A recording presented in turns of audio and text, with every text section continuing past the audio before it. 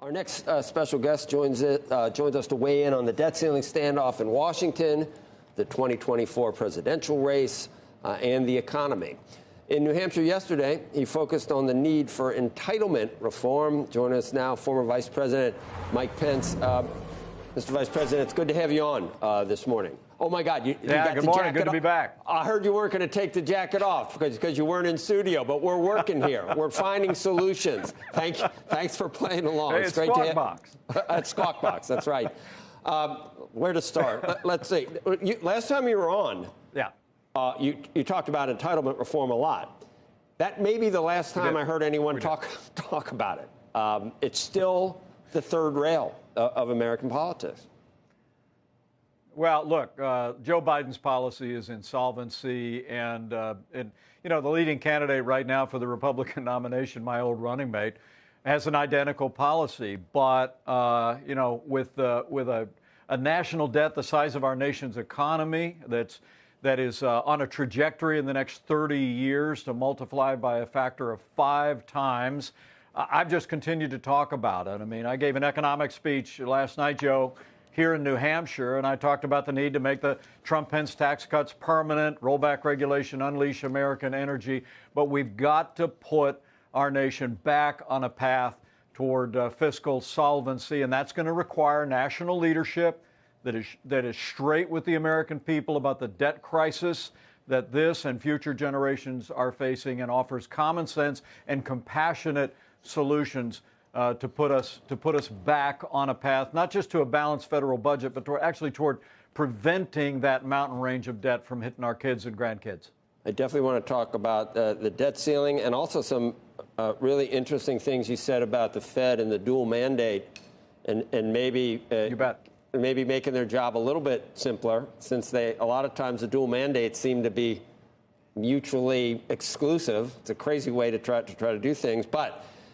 What, you like maple syrup in New Hampshire? You weren't skiing, so is that a coincidence you happen to be in New Hampshire giving an economic speech? Are you gearing up to run for president, sir? And you also, there's this PAC that with your blessing, has been formed with Jeb Hensarling, the gentleman that managed Brian Kemp's reelection so successfully in Georgia. You got some pretty serious people running this PAC. You're going to wait till June to announce? You could do it now and really reach the right people. Well, Joe, I don't have anything to announce this morning, but I'll tell you, I'm very humbled by the outpouring of support that we've received from around the country. The Committed to America super PAC that was formed. I'm grateful that people have come together to encourage us. And as I said, we'll let our intentions be known. Okay. I'm confident before the end of June, because I think this country's in a lot of trouble. I mean, the reason I came here to New Hampshire in part is because when you're in New Hampshire, it seems like you get a little bit more attention when you're talking about things that matter. And with families struggling with record inflation, I just thought it was important to come and talk about not only the things that we did before, that we've got to continue on energy, on taxes, on regulation, but I think the time has come for us to get the Fed focused back on its original core mission. It ought to be focused on monetary policy, on protecting the integrity of the dollar. I authored legislation more than a decade ago to end the dual mandate of the Fed. We ought to be looking at presidents and we ought to be looking at Congresses to worry about full employment, hold them accountable for that.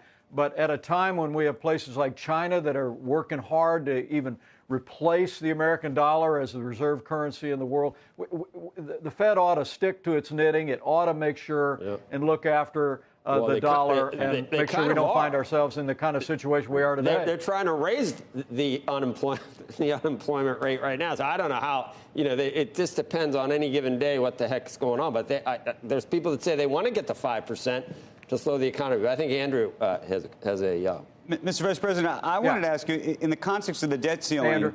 Hey, how are you, sir? And I asked this of Kevin McCarthy. The CBO just came out with a new score suggesting that extending the 2017 tax cuts would cost $3.5 trillion. And how you think about that in the context now of a conversation about reducing entitlements and other things and trying to keep our deficit and debts from growing? Well, I know Speaker McCarthy was on Squawk Box a little bit earlier, Andrew, and I'll tell you, I fully support the stand that he's taken on the debt ceiling to demand that President Biden come forward and accept a down payment on fiscal discipline and reform. I think the fact that Speaker McCarthy got the bill passed out of the House has now brought the administration to the table, and he ought to stand firm. But I got to tell you, the last thing we ought to do right now is raise taxes in this struggling economy. I know, Joe mentions the unemployment rate being where it is, but come on, you guys, this is, you all know on this show, there's millions of Americans on the sidelines, and labor force participation is at nearly all-time low, and I think the last thing we ought to do is raise taxes. Last thought, too, Andrew, I will tell you, I pulled the numbers on this. In 2017, they said that when we cut taxes, it was going to cut revenues. Revenues are up 32% to the federal government since 2017. Right. And corporations, where we cut taxes on businesses, corporations' revenues are actually up $128 billion. So no, I'm a supply-sider. I believe you cut taxes, you create growth, there's more revenues, too. I just want to, you are correct that, and it's true, actually, that the CBO was wrong in 2017 about what it ultimately projected. So CBO projections aren't always right. Having said that, it's also, I think, fair to say that, yes, revenues grew in ways that weren't projected, but at the same time, they didn't ultimately pay for themselves. I think at best it'll be a wash if it got to a wash, which would be obviously a great thing for the country.